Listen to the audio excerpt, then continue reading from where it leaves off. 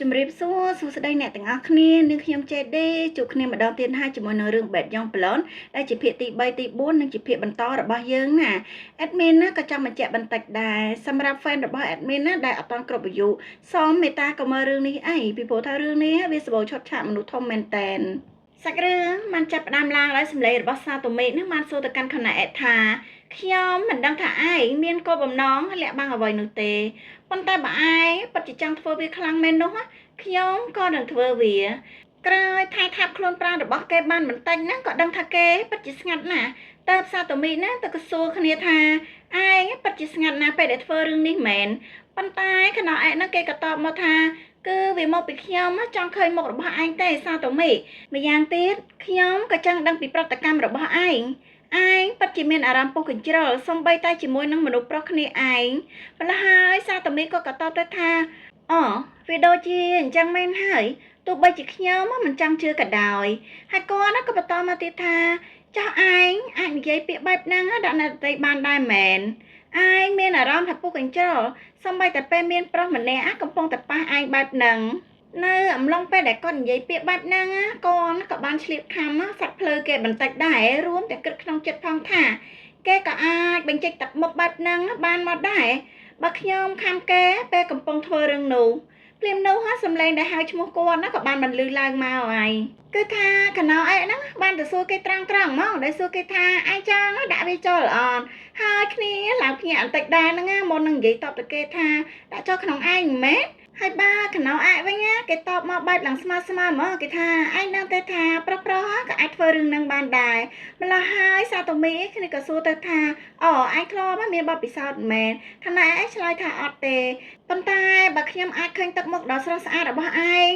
នោះឯងអាចធ្វើវាបានគាត់និយាយទាំងដល់សម្លៀកបំពាក់បដាមករហូតដល់សាតូមីក៏បានគិតថាគេចាប់ដើមដោះកៅអៅចេញម្ដងទៀតហើយសាតូមីក៏បានងាកទៅនិយាយជាមួយនឹងខណៈអេថាឯងនិយាយវាមកងាយស្រួលម្ល៉េះប៉ុន្តែការធ្វើរឿងនោះរវាងប្រុសនិងប្រុសហើយប្រុសនិងស្រីគឺវាខុសគ្នាដាច់ស្រឡះឯងដឹងរឿងហ្នឹងអត់ហើយបើខណោឯវិញក៏តបមកបែបអត់ដឹងខ្យល់អីសោះគាត់និយាយថាខ្ញុំអាចធ្វើវាបានទោះបីជាវាឈឺក៏ដោយអញ្ចឹងហើយសាតូមីក៏បានគិតនៅក្នុងចិត្តដែរគាត់ថាគេមិនយល់ពីអីដែលខ្ញុំនិយាយតទៅសោះឬគាត់ក៏ប្រាប់គេថាចាំបន្តិចសុំពេលមួយផ្លែសិនគឺក៏សុំពេលគេហ្នឹងដើម្បីទៅរាវរចែលជំនួយគាត់ហ្នឹងតែគេបើកដៃឲ្យធ្វើហើយគឺធ្វើហើយអត់មានគិតមុខគិតក្រោយអីទេនិយាយរួមទៅអ្នកទាំងពីរអ្នកនេះគឺប្រៀបដូចជាគ្របនឹងឆ្នាំងអញ្ចឹងដាក់ទៅត្រូវគ្នាមកតែម្ដងមួយពេញចិត្តមួយចូលចិត្តមិនដឹងថាម៉េចទេលោកអើយអ្នកទាំងពីរអ្នកនេះពេលចាប់ផ្ដើមបន្តរឿងនឹងរៀងយូរដែរខណៈគេក៏សុំថាគេចង់ឃើញទឹកមុខរបស់សាតូមីកន្លែងនេះអត់មានកាត់ចោលក៏ពោលតែចាំបញ្ជាក់ប្រាប់អ្នកទាំងអស់គ្នាថាខណៈពិតជាខ្វល់ខ្វាយនឹងប្រតិកម្មរបស់សាតូមីនឹងខ្លាំងប៉ុណ្ណានៅក្រៅពេលដែលពួកគាត់បញ្ចប់បេសកកម្មរបស់ខ្លួនឯងហើយហ្នឹងខណៈក៏បានគេញញឹមបន្តិចទៅសាតូមីហ្នឹងក៏បានសួរទៅថាឯងកំពុងតែញញឹមរឿងអីហ្នឹងម្ល៉េះហើយខណៈក៏តបមកថាខ្ញុំបានឃើញទឹកមុខដ៏ស្រស់ស្អាតរបស់ឯងហើយឡើងសាតូមីហ្នឹងគ្នាគិតមកថាគេពិតជាឌឺខ្លាំងមែនតែនក្រោយគិតអញ្ចឹងរួចគាត់ក៏ស្ទុះចូលទៅក្បែរគេដល់និយាយថាខ្ញុំកំពុងគិតថាហេតុអ្វីបានជាពួកយើងមិនធ្វើជាមិត្តរួមក្រែទៅដោយសារតែពួកយើងទាំងពីរនៅមិនទាន់ស្កប់ស្កល់នៅឡើយមែនទេ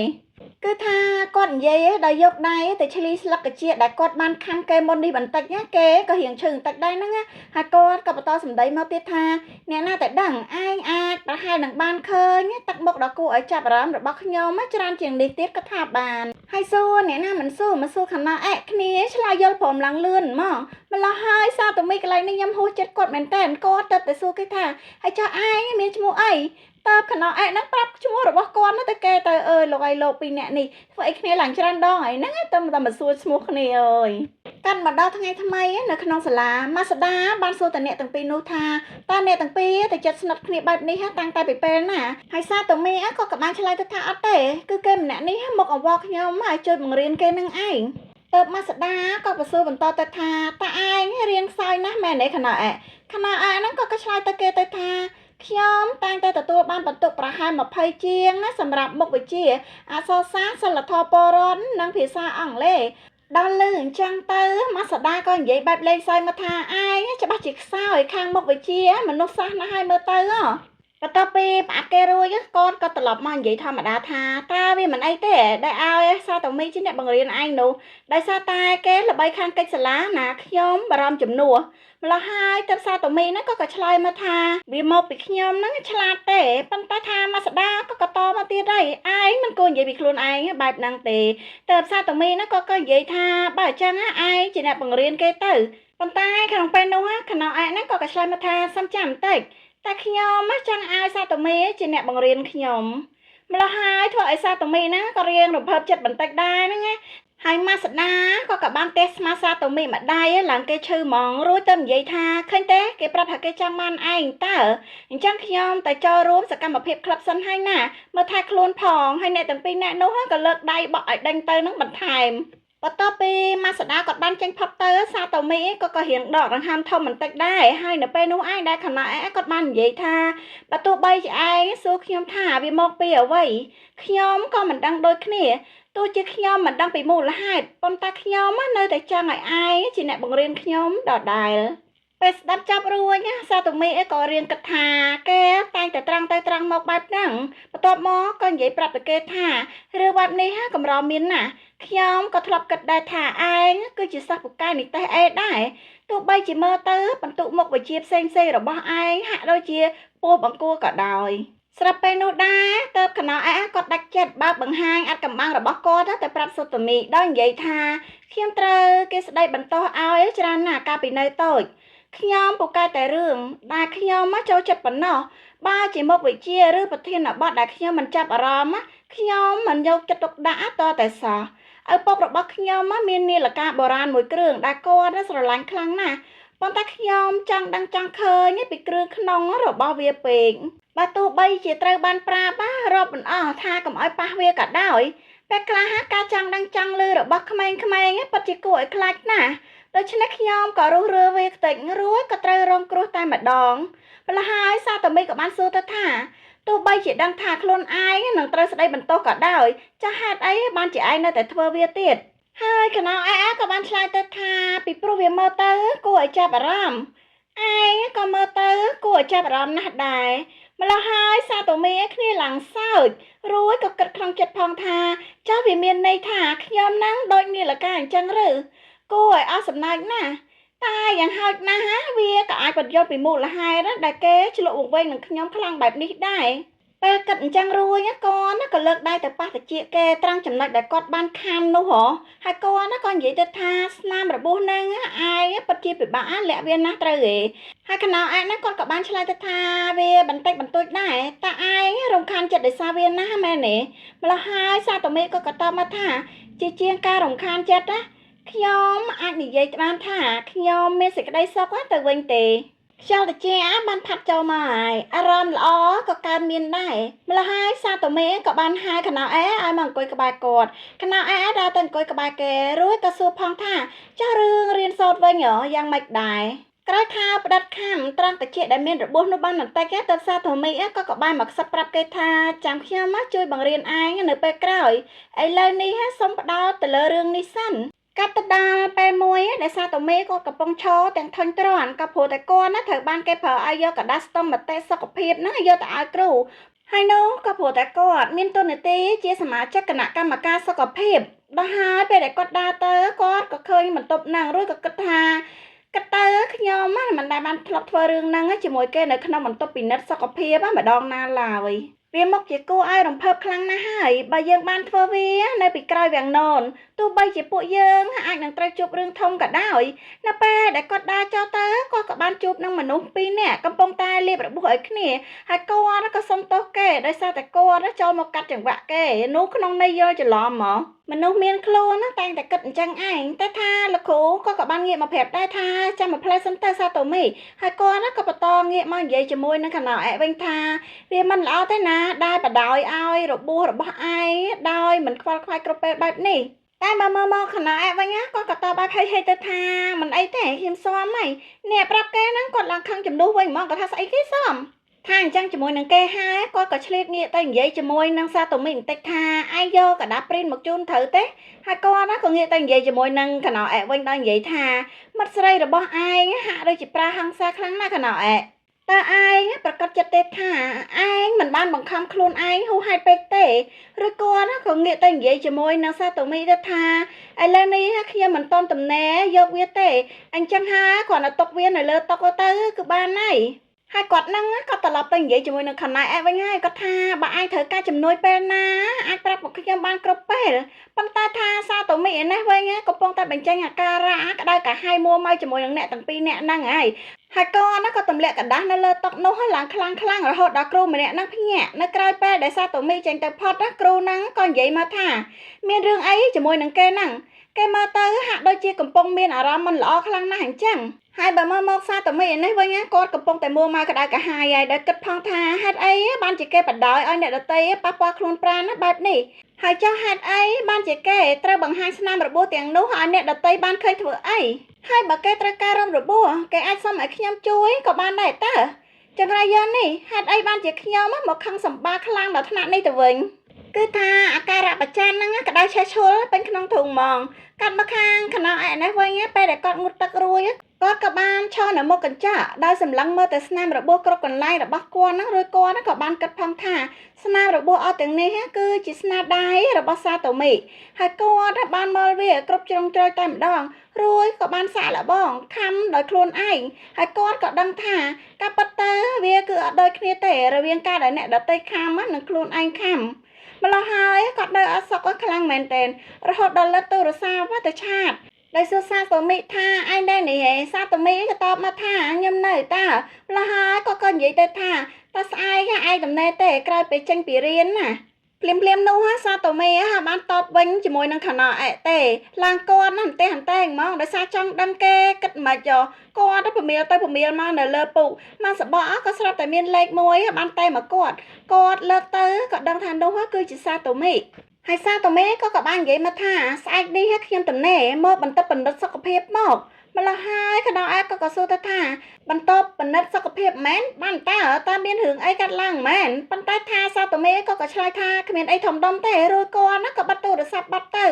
ឡើងខណអែគ្នាឡើងមានអារម្មណ៍ល្អហ្មងពីព្រោះថានេះជាលើកទី1ហើយដែលគាត់បាននិយាយទូរស័ព្ទផ្ទាល់ជាមួយនឹងសាតូមីកាត់ដល់ថ្ងៃថ្មីមួយនៅក្នុងបន្ទប់នើសហ្នឹងហើយដែលអ្នកទាំងពីរបានណាត់គ្នាកាលពីម្សិលមិញគិតទៅការដែលណាត់គេមកហ្នឹងអត់មានធ្វើរឿងអីទេធ្វើនៅរឿងនោះឯងហើយគាត់ធ្វើទាំងកំរោលទៀតផងសកម្មភាពគាត់ធ្វើទៅលើខណោអែលើកនេះគឺពិតជាខ្លាំងក្លាតតែមែនតែននៅពេលដែលគាត់ធ្វើវាបានមួយស្របក់ទៅគាត់ដឹងខ្លួនឯងថាគាត់ដូចជាជ្រុលដៃណាស់រួយក៏គិតផងថាហេតុអីបានជាខ្ញុំត្រូវមកខឹងសម្បាអីខ្លាំងដល់ថ្នាក់នេះនៅពេលនោះខណោគេក៏សួរគាត់ដែរថាថ្ងៃនេះឯងមានអារម្មណ៍អត់ល្អមែនគាត់រៀងភ្ញាក់ដែរក៏សួរទៅថាអីគេអត់ផងហ្នឹងឆ្លើយទៅគេអញ្ចឹងទេតែគាត់ក៏បានគិតនៅក្នុងចិត្តផងថាសម្បីតែគេក៏ចាប់អារម្មណ៍ដឹងដែរនោះគឺការដឹងពីសកម្មភាពប្លែកៗរបស់ខ្លួនឯងភ្លាមនោះក៏បានសម្លឹងទៅឃើញស្នាមរបួសថ្មីមួយដែលចម្លែកមែនតែននោះវាមិនមែនជាស្នាមរបួសដែលបង្កឡើងដោយគាត់ទេគាត់ឡើងភ្ញាក់ផ្អើលចំពោះវាហ្មងរួចក៏សួរទៅគេថាហើយនេះគឺជាស្អីខណក៏បានឆ្លើយទៅថាអាហ្នឹងជារបួសកាលពីម្សិលមិញឡើងសាតូមីហ្នឹងគាត់អន់ចិត្តហ្មងគាត់ប្រច័ណ្ឌខ្លាំងណាស់រួយក៏ឆ្ងល់ទៅអោនថើបខំញូញៀកកន្លែងហ្នឹងឡើងខ្លាំងហ្មងដោយគិតថាតើគេកំពុងតែរំភើបជាមួយនឹងស្នាមខំរបស់អ្នកដតីហ្នឹងមែនក្រោយពីគិតអញ្ចឹងរួចគាត់ក៏បន្តធ្វើសកម្មភាពនោះម្ដងទៀតដែរហើយសកម្មភាពដែលខ្លាំងហ្នឹងក៏រឹតតែបន្តការឡើងទ្វេដងដែរដល់អញ្ចឹងទៅខណោក៏រៀងដឹងដែរទៅគាត់ចង់ធ្វើការបកស្រាយខ្លាំងមែនតើប៉ុន្តែថាអ្នកណាទៅទប់កម្លាំងនឹងជាប់ទៅគាត់អត់បានបកស្រាយទេរហូតដល់សាតូមីបានដាក់ស្នាមខាមនៅលើកញ្ចឹងករបស់គាត់រួចទៅគាត់មានឱកាសបានសួរថាតើឯងខឹងមែនភ្លាមនោះសាតូមីក៏ឆ្លើយមកបាច់សង្គ្រឹះថ្មីមកគាត់ថាគាត់អត់បានខឹងទេរឿងអីដែលគាត់ត្រូវខឹងតែគាត់បែរជាបន្តមកគិតទៀតថាហេតុអីបានជាគេបដ ாய் ឲ្យអ្នកដតីធ្វើឲ្យមានរបួសបែបនេះតើគេមិនអីទេមែនទេបើធ្វើរឿងបែបហ្នឹងជាមួយនឹងអ្នកណាក៏បានទោះបីជាវាមិនមែនជាខ្ញុំក៏ដោយមិនមែនថាខ្ញុំមិនអាចសួរគេអំពីរឿងនេះបានឯណាភ្លាមនោះខណោក៏បាននិយាយឡើងមកថារបួសនេះខ្ញុំបានសាកខំវាដោយខ្លួនឯងប៉ុន្តែវាមានអារម្មណ៍ខុសស្រឡះពីពេលដែលឯងខំខ្ញុំដល់ពេលលើខណោនិយាយអញ្ចឹងទៅសាតូមីឡើងដាច់ចកេះផឹងហ្មងឡើងភ្ញាក់ផ្អើលហ្មងរួចក៏សួរគេទៅថានេះឯងនិយាយថាឯងបានខំខ្លួនឯងមែន រួចហើយខណោឯក៏ក៏បានតបទៅថាទោះបីជាពេលនេះហើយវាត្រូវបានរលប់ដោយស្នាមខំរបស់ឯងក៏ដោយសាតូមីក៏ក៏បានសួរទៅថាហេតុអីបានជាឯងធ្វើអញ្ចឹងប៉ុន្តែថាខណោឯក៏ក៏បានតបមកប៉ុន្តែខ្ញុំមិនអាចខំបានល្អដូចជាឯងធ្វើនោះទេខ្ញុំមានអារម្មណ៍តែការឈឺចាប់ប៉ុណ្ណោះខ្ញុំបានគិតដល់ពេលដែលឯងកំពុងតែខំខ្ញុំហើយបន្ទាប់មកមុនពេលដែលខ្ញុំដឹងខ្លួនព្រោះតែបែបហ្នឹងទៅខ្ញុំដឹងច្បាស់ថាអ្នកនោះមិនអាចជាអ្នកណាផ្សេងឡើយក្រៅអំពីឯងគឺគាត់និយាយទាំងបញ្ចេញសកម្មភាពថ្នាក់ថ្នមទៅលើស្បែករបស់សាតូមីហ្មងឯសាតូមីគ្នាឡើងសប្បាយចិត្តបន្ទាប់ពីដកដង្ហើមធំរួចគាត់ក៏ចាប់ទាញដៃគេមកឲ្យដេកនៅលើខ្លួនឯងរួចអត់បន្តិចគាត់ក៏បាននិយាយថាខ្ញុំពិតជាមិនយល់ពីឯងតតែសោះហើយខ្ញុំក៏ឆ្កួតលប់ដែរដែលយល់ច្រឡំហើយមកខឹងសម្បាអីបែបហ្នឹងក្រៅអំពីនិយាយបែបហ្នឹងគាត់ក៏បានគិតផងថាគេបែរជាគិតទៅដល់រឿងដែលបានកាត់ឡើងហើយខំខ្លួនឯងទៅវិញវាគួរឲ្យភ្ញាក់ផ្អើលណាស់ភ្លាមនោះគាត់ក៏បានទទួលដឹងអំពីភាពផ្លាយខុសប្រក្រតីរបស់ខណោឯរួចគាត់ក៏សួរទៅគេថាតើឯងកំពុងតែធ្វើអីហ្នឹងខណោឯក៏បាននិយាយមកថាកម្ដៅរបស់ឯងវាធ្វើឲ្យខ្ញុំមានអារម្មណ៍អាកក់ក្ដៅណាស់និយាយចេញមកនេះដូចជាកំពុងតែដិតរអារម្មណ៍របស់សាតូមីអញ្ចឹងគេបានផ្ងាគាត់ចោលឲ្យដេករួចក៏បាននិយាយថាវាជាកំហុសរបស់ឯងទាំងអស់ហ្នឹងខ្ញុំអាចមានអារម្មណ៍ដឹងពីឯងចំណែកឯនៅខាងក្រៅបន្ទប់អានេះវិញនៅគាត់កំពុងតែដើរមកហើយទាំងរអ៊ូថាហត់ណាស់ដែលការប្រជុំថ្ងៃនេះប្រើពេលយូរជាងធម្មតានៅពេលដែលគាត់បានដើរចូលមកដល់ខាងក្នុងបន្ទប់គាត់ក៏ស្រាប់តែឮសំឡេងថាមានអារម្មណ៍ថារញ៉ូតខ្លាំងនៅត្រង់នេះណាស់មែនទេគាត់ឮអញ្ចឹងក៏ស្ទុះចូលទៅបើកវាំងននមើលហ្មងថាគេកំពុងតែធ្វើអីហ្នឹងតែពេលដែលគាត់បើកវាំងននមកក៏ឃើញសកម្មភាពរបស់សាតូមីជាមួយនឹងខណោឯគឺធម្មតាទេគឺកំពុងតែអង្គុយលាបរបួសឲ្យគ្នារួចសាតូមីក៏ស្ដីបន្ទោសទៅគាត់ថាមិនក៏នៅសឹកស្រាប់តែបើកវាំងននមកភ្លាមអញ្ចឹងឯនេះនោះក៏ឆ្លើយទៅថាម៉ោងរៀនបានចាប់បាត់ហើយតើហើយឯងកំពុងតែនិយាយអីមិញហ្នឹងពេលនិយាយអញ្ចឹងរួចគាត់ក៏រៀងចាក់ចេញឆ្ងាយពីអ្នកទាំងពីរអ្នកនោះបន្តិចដែរទៅសាតូមីក៏បាននិយាយទៅថាមើលទៅគួរឲ្យឈឺណាស់ចំណែកឯខណោក៏តមកថាមិនមែនជាឯងទេអីដែលជាអ្នកខំវានោះសាតូមីខណៈនោះដែរនៅក៏បានស្រែកប្រាប់អ្នកទាំងពីរអ្នកនោះថាបើធ្វើរឿងហ្នឹងរួចរាល់ហើយប្រញាប់ត្រឡប់ទៅផ្ទះវិញទៅខ្ញុំនៅសល់ការងារត្រូវធ្វើទៀតនៅពេលនោះឯងដែរសាតូមីបាននិយាយទៅកាន់ខណោថាពេលវាឈឺប្រាប់ខ្ញុំផងព្រោះតែឯងមិនបានខត់ខ្ញុំសោះប៉ុន្តែខណោគេក៏តបមកថាប៉ុន្តែនៅពេលដែលឯងខាត់ខ្ញុំជាជាងមានអារម្មណ៍ថាឈឺចាប់វាមានអារម្មណ៍ល្អខ្លាំងណាស់អញ្ចឹងហើយទៅខ្ញុំមិនបានចង់ឲ្យឯងឈប់ឡើយសាតូមីឮអញ្ចឹងហើយក៏រៀងរីកចិត្តបន្តិចដែរហ្នឹងទៅលើកដៃញីសាក់ក្បាលឡើងញក់ញីរួចគិតផងថាប្រុសម្នាក់នេះអត់ចេះខ្មាស់អៀនអីបន្តិចសោះឡើយនៅពេលនោះខណោក៏និយាយមកថាសាតូមីទឹកមុខរបស់ឯងនៅពេលនេះកាន់តែគួរឲ្យចាប់អារម្មណ៍ជាជាងធម្មតាទៅទៀតដល់លើអញ្ចឹងសាតូមីក៏រៀងអៀនដែរហ្នឹងទៅច្រឡំនិយាយខ្លាំងថាឲ្យបិទមាត់ទៅពេលនោះឡើងនៅភ្ញាក់តែម្ដងកាត់ទៅដល់ថ្ងៃថ្មីពេលនេះខណោក៏កំពុងតែកេងលងលក់នៅលើតុរៀនហើយសាតូមីក៏កំពុងតែអង្គុយមើលគេទាំងទៅសារតាគេហ្នឹងពិតជាខ្ជូតខ្លាំងណាស់ឬគាត់ក៏បានគិតបន្តទៀតថាចាប់តាំងពីរឿងរ៉ាវដែលបានកើតឡើងនៅក្នុងបន្ទប់ពិនិត្យសុខភាពមកខ្ញុំក៏បានដឹងច្បាស់ពីអារម្មណ៍របស់ខ្លួនឯងចំពោះប្រុសម្នាក់នេះហើយទោះបីជាខ្ញុំជាអ្នកធ្វើឲ្យមានរបួសស្នាមទាំងនោះដែលមើលឃើញច្បាស់ក៏ដោយវាធ្វើឲ្យខ្ញុំខឹងសម្បានណាពេលដែលគេយកវាទៅបង្ហាញឲ្យអ្នកដទៃបានឃើញជាពិសេសបណ្ដោយឲ្យអ្នកដទៃព្យាបាលរបួសទាំងនោះទៀតតែក្រោយពេលនឹកឃើញដល់សម្ដីរបស់គេនៅថ្ងៃនោះរួចគាត់ក៏រៀងធូរអារម្មណ៍បន្តិចដែរហើយគាត់ក៏ងាកមកគិតទៀតថានេះមិនមែនជាអារម្មណ៍ដែលឯងមានចំពោះមិត្តរួមក្រែធម្មតានោះឡើយ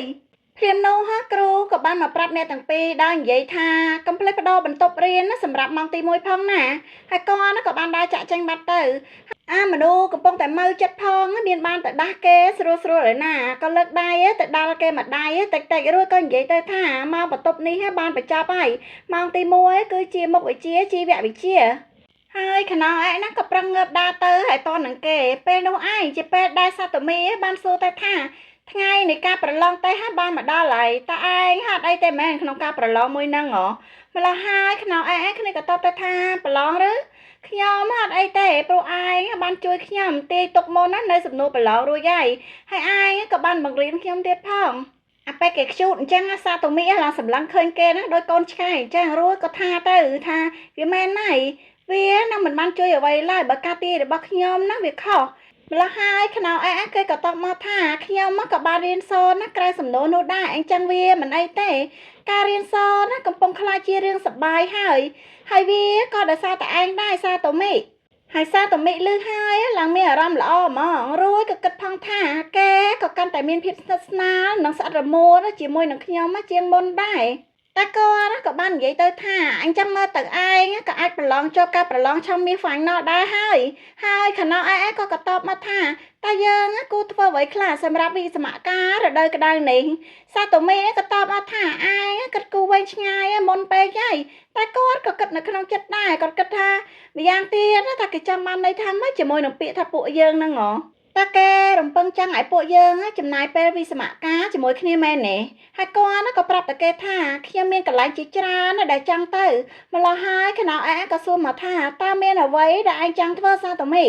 ហើយសាតូមីក៏ឆ្លើយមកថាមិនសូវជាមានទេអញ្ចឹងហើយទៅខណៈឯងក៏បបួលទៅថាអញចង់ពួកយើងទៅកន្លែងមើលត្រីទៅឬក៏ទៅសួនសត្វសាតូមីឡើងគិតមកថាស្ដាប់មើលទៅដូចជាការណាត់ជួបធម្មតាមួយអញ្ចឹង